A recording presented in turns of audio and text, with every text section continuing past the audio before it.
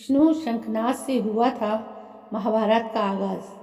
जानिए इस अलौकिक शंख से जुड़े कुछ अद्भुत तथ्य। भगवान विष्णु की 4 भुजाएं हैं, जिसमें वो गदा, सुदर्शन चक्र, कमल का फूल व 5 जन्य शंख को धारण किए हुए हैं। इस शंख के बारे में कई ऐसे रोचक तथ्य हैं जो शायद आपने पहले नहीं सुने होंगे। तो आइए जानते हैं 5 जन्य शंख के बारे में कुछ अनकहे रोचक तथ्य। यहाँ हम शंख की कुछ खास बातें बताने जा रहे हैं। 5 जन्य शंख का उल्लेख द्वापर युग में मिलता है, जिसका संबंध भगवान श्री कृष्ण के साथ है। जब भगवान श्री कृष्ण इस शंख को बजाया करते थे, तब ये सामने खड़े शत्रु की मृत्यु का संकेत होता था। भगवान श्री कृष्ण ने कुरुक्षेत्र की धरती पर पांडवों व कौरवों के बीच हुए भीषण युद्ध का आगाज पंचजन्य शंखनाद से किया था। 5 जन्य शंख का उल्लेख द्वापर युग में मिलता है। इसका संबंध भगवान श्री कृष्ण से है। पौराणिक मान्यता है कि भगवान श्री कृष्ण ने अपने गुरु संदीपनी के पुत्र पुनर्दत्त को दैत्य 5 जन्य से मुक्त कराया था। 5 जन्य प्रभासा सागर में एक शंख में रहता था। श्री कृष्ण ने समुद्र की गहराई में जाकर उस राक्षस का वध किया व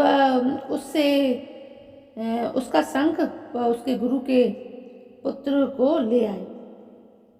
उनके गुरु ने उस शंख का नाम ही उस दैत्य के नाम से 5 जन्य रखा। आइए जानते हैं इस दैवीय शंख से जुड़े कुछ अद्भुत तथ्य महर्षि वेद व्यास द्वारा लिखी गई महाभारत में उल्लेख है कि भगवान श्री कृष्ण ने कुरुक्षेत्र की धरती पर पांडवों व कौरवों के बीच हुए भीषण युद्ध का आगाज पंचजन्य शंखनाद से किया था। इस शंख की गर्जना सिंह की गर्जना से भी तेज थी। जब भगवान श्री कृष्ण इसे बजाते थे तो इसकी गर्जना कोसों दूर तक सुनी जा सकती थी।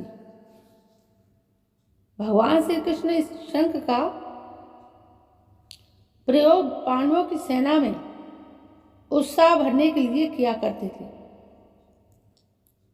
जबकि कौरवों की सेना इस शंख की भयानक गर्जना को सुनकर भयभीत हो उठती थी। जब भगवान श्री कृष्ण इस शंख को बजाया करते थे, तब यह सामने खड़े शत्रु की मृत्यु का संकेत होता था। इस शंख को शत्रु का संहार करने वाला भी कहा गया है। इसके बारे में एक अन्य मान्यता है कि ये देवताओं व दानवों के बीच हुए समुद्र मंथन में प्रकट हुआ था।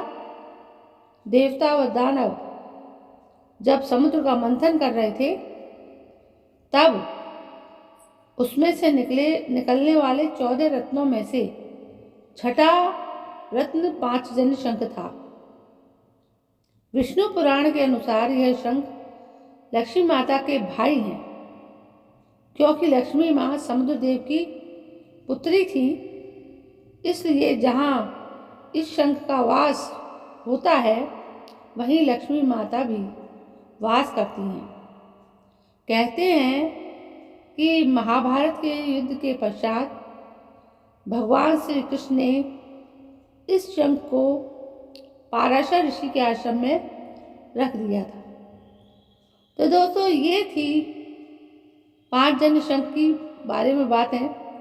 एक और अन्य मान्यता के अनुसार कुछ लोग मानते हैं कि यह शंख आज भी बद्री नगरी में किसी गुप्त जगह पर रखा हुआ है जिसके बारे में किसी को भी ज्ञात नहीं है। इस शंख में 5 उंगलियां की आकृति होती है। इस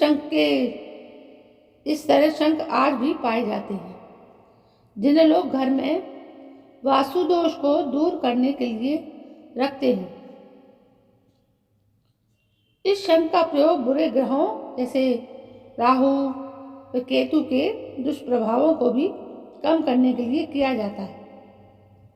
तो ये थी कुछ खास बातें इस 5 जन्य शंख के बारे में जो मैंने आपको बताई। दोस्तों, यदि ये बातें या मेरी कहानियाँ ज़रा भी आपको पसंद आती हैं तो प्लीज़ मेरे इस चैनल को सब्सक्राइब जरूर करें, लाइक करें और ज़्यादा से ज़्यादा शेयर करें, क्योंकि मैं सभी कहानियाँ भक्ति भाव से परिपूर्ण लेकर आती हूँ। दोस्तों, यदि कहानी पसंद आए तो प्लीज़ मेरे इस चैनल को सब्सक्राइब जरूर करें। चलिए, कल मैं फिर मिलती हूँ एक नई कहानी के साथ।